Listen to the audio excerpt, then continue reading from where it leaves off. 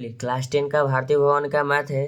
अभी जो हम लोग पढ़ेंगे बाबू नियामक ज्यामिति का है कि नियामक ज्यामिति अभी चैप्टर चल रहा है। नियामक ज्यामिति का क्वेश्चन नंबर 15 तक हल हो चुका है, ठीक है ना। मैंने 15 तक क्वेश्चन का सॉल्यूशन अपलोड कर दिया वीडियो में। अगर आप लोगों ने उसे नहीं देखा है तो उसे जरूर देखिए गया, क्योंकि जो पीछे बेस स्टार्ट होता है, ठीक है ना। अगर बेस के बारे में नहीं जानिएगा तो फिर आगे समझ में नहीं आएगा। इसीलिए बार बार मैं कहता हूँ कि जब भी अगर पढ़ने आते हैं तो पीछे वाला वीडियो जरूर देखिएगा। चलिए क्वेश्चन नंबर 15 तक मैंने हल कर दिया है, ठीक है ना। चलिए बाबू 15 तक मैंने हल कर लिया, इसे टिक कर देते हैं। चलिए अब क्वेश्चन नंबर 16 क्या कहता है। 16 में चलिए आप लोग ध्यान दीजिएगा।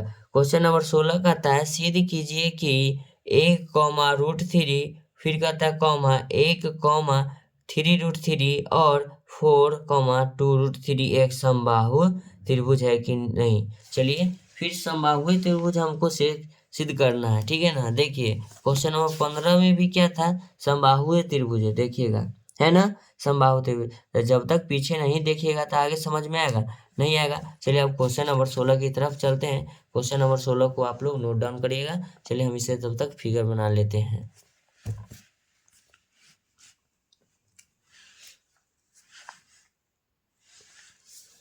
क्वेश्चन नंबर 16 लिखेंगे, ध्यान दीजिएगा। ये मेरा रहा त्रिभुज,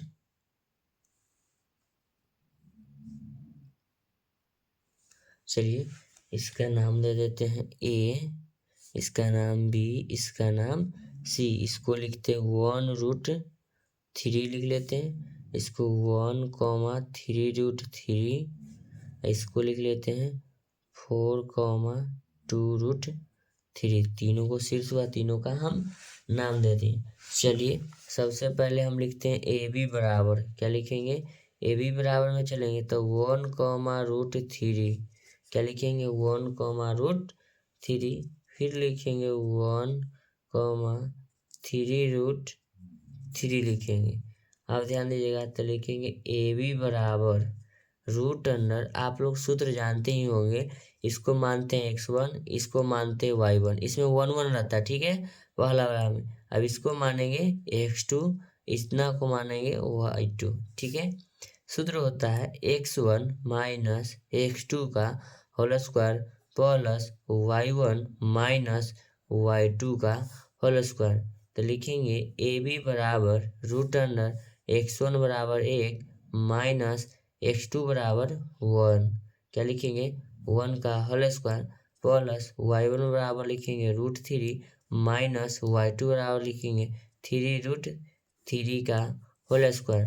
लिखेंगे बाबू ए बी बराबर रूट अंडर 1 में से 1 घटेगा 0 का होल स्क्वायर प्लस, देखिएगा ये 3√3 है, ये 3 रूट में है, ठीक है ना। ये यहाँ कुछ नहीं तो 1 छुपा हुआ है, ध्यान दीजिएगा। तो यहाँ ध्यान देने वाली बात है कि माइनस की संख्या ज्यादा है, तो 3 में से 1 घटेगा तो क्या को बचेगा 2, तो -2 क्या लिखेंगे 3। अगर इसका रूट का अगर आपको पजल समझ में नहीं आता है तो 9th क्लास में चल जाएगा। इसको लिखेंगे होल स्क्वायर, तो लिखेंगे ए बी बराबर रूट अंडर 0 को तो छोड़ भी सकते हैं, चलिए लिख लेते हैं 0 का स्क्वायर 0 प्लस, ध्यान दीजिएगा इसको अब कैसे हमें तोड़ता हूँ। तो तोड़ने के लिए माइनस गुना, देखिए इधर हम लिख देते -2√3 गुना -2√3, तो 2 दूना कितना हो जाएगा 4, माइनस गुना माइनस प्लस हो जाएगा, √3 गुना √3 क्या हो जाएगा √9। इसको हम तोड़ के बाहर डायरेक्टली ले लेते हैं, इसको हम लिख सकते हैं ना 4 गुना क्या लिखेंगे 3, 4 इसलिए लिखे क्योंकि ये 4 हुआ, √3 का मान कितना, √9 का मान 3, तो 4 3 कितना हो गया 12। तो इसको हम डायरेक्ट लिख सकते हैं 12, देखिए तोड़ दिए बगल में, तो इसको हम 12 लिख देंगे। तो लिखेंगे ए बी बराबर रूट अंडर 12, तो इसको हम लिखेंगे ए बी बराबर, क्या लिखेंगे ए बी बराबर 4 गुना 3 लिखेंगे, तो लिखेंगे ए बी बराबर 4 को तो हम आसानी से निकाल लेंगे 2 और √3 लगा लेंगे, ठीक है ना। तो ए बी का मान कितना आ गया 2√3। चलिए ए बी निकाल लिए, अब निकाल लेते हैं बी सी, तो लिखेंगे बी सी बराबर लिखेंगे, ध्यान दीजिएगा आप लोग, तो बी सी बराबर हो जाएगा बी सी, तो बी का मान है 1, 3√3 और सी का जो मान है 4, 2√2 है, 2√2 या 2√3 देख लेते हैं। 4 नहीं √3 2√3 है, इसको हम लिखेंगे 2√3। क्वेश्चन आप लोग फिर से एक बार मिला लीजिएगा। बार बार कहते हैं कि क्वेश्चन आगे क्यों रखिएगा खोल के। x1 ये हो जाएगा y1, ये होगा x2, ये हो जाएगा y2, यहाँ से पूरा y1 लिखेंगे root under x1 minus x2 का whole square plus y1 minus y2 का होल स्क्वायर। तो √3 माइनस फिर लिखेंगे y2 का मान 2√3 का होल स्क्वायर।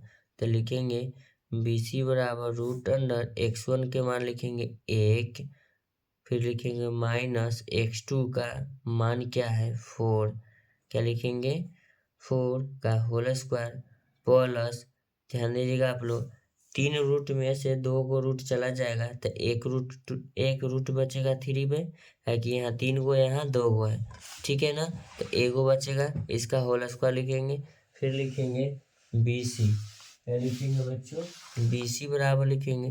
तो BC बराबर लिखेंगे रूट अंडर, ध्यान दीजिएगा यहाँ हो जाएगा -3 का स्क्वायर प्लस √3 का हम होल स्क्वायर जानते हैं, तो √3 का स्क्वायर से भी रूट काट सकते हैं या √9 लिख सकते हैं। तो स्क्वायर से रूट काट डायरेक्ट ये हो जाएगा √3। अब यहाँ लिखेंगे BC बराबर रूट, खत्म हो गया ना, तो 3 का स्क्वायर हो जाएगा 9, माइनस गुना माइनस प्लस ये 3, तो लिखेंगे BC बराबर कितना हो जाएगा 12।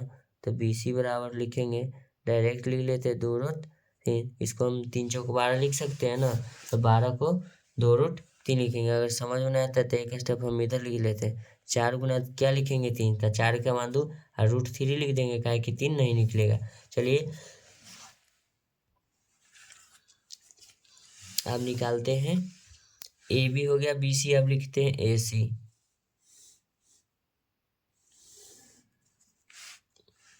लिखेंगे AC बराबर, देखिए ध्यान दीजिएगा 1,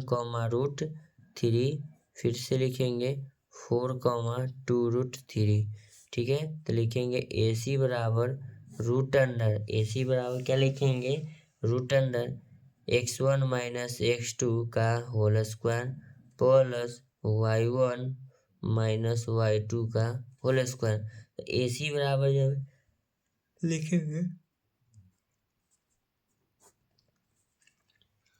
x1 y1 x2 y2, x1 का मान है 1 माइनस x2 का मान है 4, इसका होल स्क्वायर प्लस y1 कितना है √3, फिर लिखेंगे माइनस y2 कितना है 2√3 का होल स्क्वायर।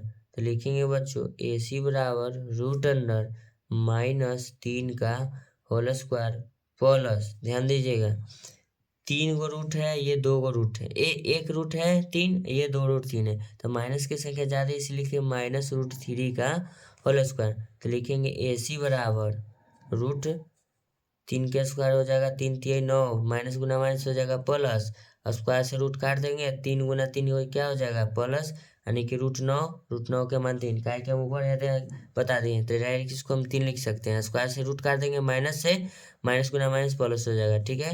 इसको हम लिखेंगे AC बराबर रूट अंडर 12, ठीक है। तो AC बराबर मेरा आ जाएगा रूट अंडर, चलिए स्टेप बढ़ा देते हैं, AC बराबर 2√3, 2 कितना है 3, तो हम लिखेंगे चूँकि AB बराबर BC बराबर AC बराबर 2√3, यानी कि त्रिभुज के तीनों भुजा बराबर आ गया। तो हम जानते हैं, तो लिखेंगे त्रिभुज के जब तीनों भुजा बराबर हो जाता है तो कौन त्रिभुज होता है, तो इसीलिए लिखेंगे त्रिभुज ABC एक समबाहु त्रिभुज है, सिद्ध हुआ।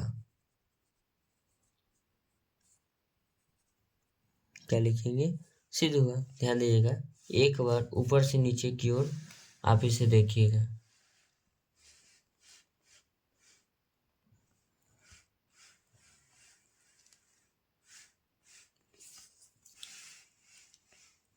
देख लिए चलिए, आपका कीमती समय देने के लिए इस वीडियो पर धन्यवाद करता हूँ। अगर आपको ये बताया हुआ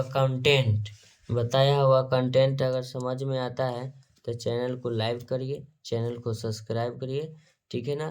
लेकिन हाँ, इतना बात कहेंगे, आपका एक लाइक मुझे मोटिवेट इसलिए करता है क्योंकि हमको मालूम पड़ता है कि आपको समझ में आता है।